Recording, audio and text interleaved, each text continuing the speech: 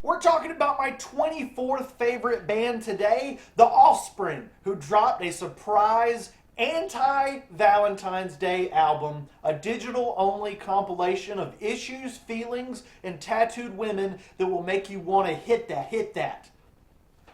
Oh man, I'm not corny at all. Do all these songs fit into this hilarious theme? And since I haven't reviewed a lot of the older Offspring material, are they any good?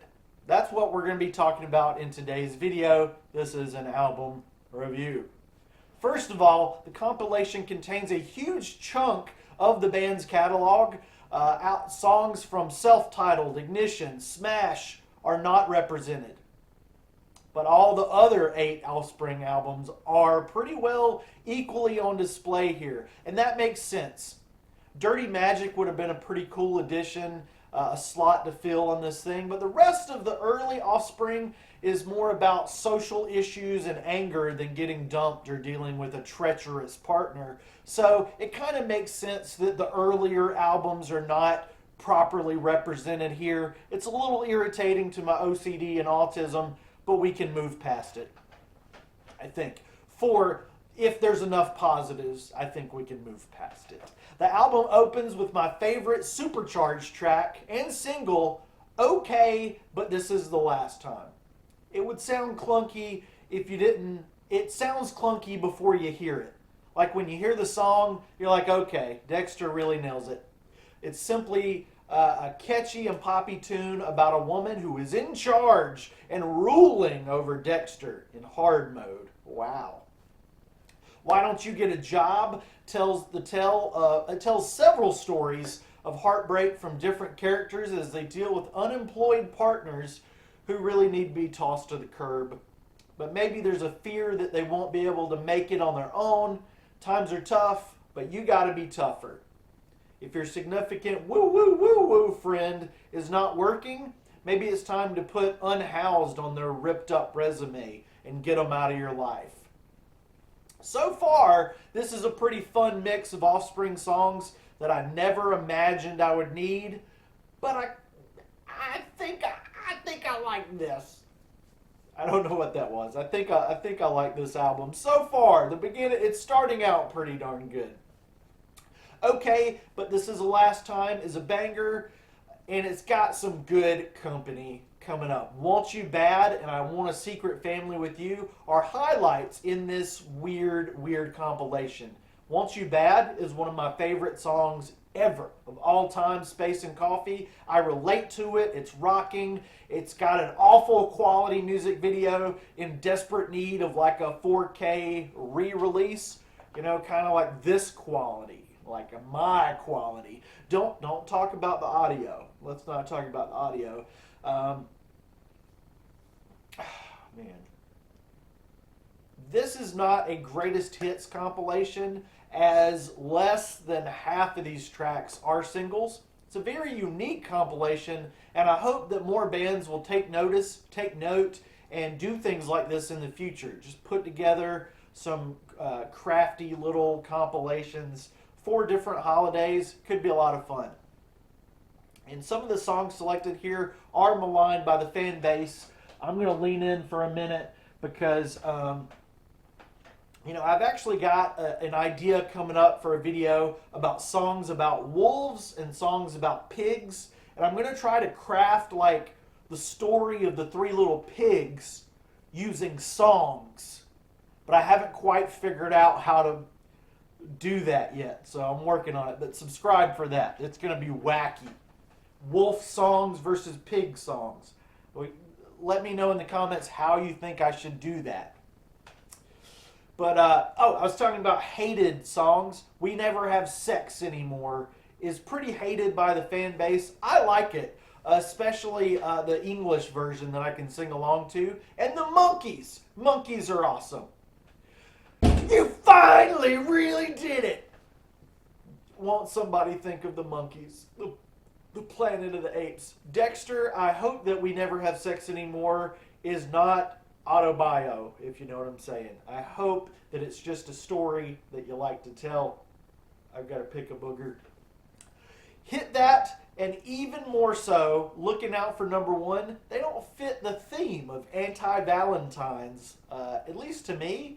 Hit That does have some cheating, so I'll let it slide. But looking out for number one, it's hard to follow the narratives of that one. It's just kind of lyrical gobbledygook, kind of random. You know, take it to the limit, that dumb look on your face, smoke them if you got them. It could be about a bad relationship, I guess, but I don't understand it. So somebody please explain in the comments. Looking out for number one by the Offspring. Have you heard what it means? Because it doesn't feel like a relationship song. It just doesn't feel right to me. So that's the first little bump in the road here. Track 7 is a favorite of mine and one that annoys a lot of fans. I really like annoying songs. What can I say? Spare Me the Details, if you don't mind, is a perfect song to oppose Saint Valentine. This guy is getting pissed as his friends tell him in graphic detail about his girlfriend cheating. Like they were in the room, watching, touching, as they were doing it. Why? Why were they like there? They were probably involved. And he doesn't want to hear the details of all these friends just piling up. That's pretty annoying. They should have just said, hey man, maybe you should analyze your relationship a little better, and then just let him figure it out on his own. She's Got Issues is a massive part of my Offspring nostalgia, as it is part of Americana, to be honest. I wasn't dating back in 1998, but man, this one has some good advice. Always check your baggage at the door. You doorman. You're a doorman. You guys like comedy movies? The back half of the final 8 tracks do kind of waver from the quality of the first 8. I have to give the song Me and My Old Lady, I had to give it some more listens to remember how it went exactly. It's the oldest and most classic Offspring track in the mix, and it's actually pretty good. It's pretty good. These soaring melodies, it's got a groovy guitar. While the album has been a perfect 5 out of 5 up to this point, this song, it's a 3 out of 5 for me. It's not the best Offspring song. Feelings! Whoa, feelings! Oh man, this one hits the nostalgia button for me too. All of Americana is nostalgic. But Feelings was beloved by me, by my parents. Back in 1998, they would both tell me how they heard the original when they were younger, the Morris Albert original from 1975. Check out that original. You're not very nice. Go! I've got to go a little unchronological again for a second because we've got a bundle to save us some boredom. Fix You, and its identical twin, Fix You, is related to All I Have Left of You. All I Have Left Is You. It may as well be the same song. They are 2 of my least favorite Offspring tracks. Give me We Never Have Sex Anymore in French. I'd rather have that than these 2 because they are just cookie cutter rock songs that have just... Offspring are better than these songs. There are 2 instances of the Offspring just being basic as fuck, man. Fortunately, the snooze fest of Fix You is followed by one of my favorite tracks again from Days Go By, I Want a Secret Family With You. Many of us kind of miss the lyrical intricacies, the nuances of this song. Dexter is talking about another man screaming the title of the song. It's not like being there. It's like, it's not pretending to be this person. He's like, Dexter's watching this guy who says, I want a secret family with you. Kudos to the Offspring for being the only artist, I think in history, that have mentioned buffet in song form. Buffets are tight. Buffets are tight. A lot of these songs are...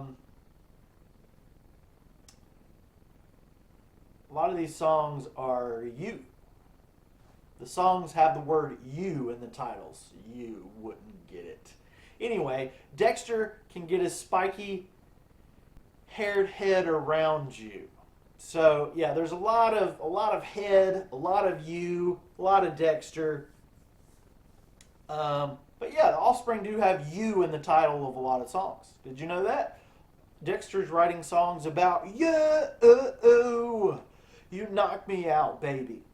Closing the album, we get a Sting cover, Next to You. It's a bop if there ever was one. And Conspiracy of One, deep cut, Denial Revisited.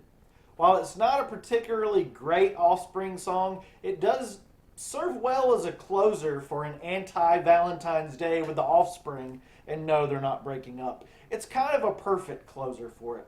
There's a couple tracks in this thing that don't fit the theme, and it you know, if you took out 2, it would be 14 for like February 14th. But I guess not being 14 is yet another level of the joke. I guess 16 is un-Valentine's Day-esque, so maybe that's it. But all these songs sound good no matter what order they're put into, and ultimately this is an extremely good time to be had for those of us not celebrating Valentine's Day this year. Or even if you are, put this on with your significant other for some good laughs together. The Offspring's Anti-Valentine's Day / compilation. It's a 3.75 out of 5. Yeah.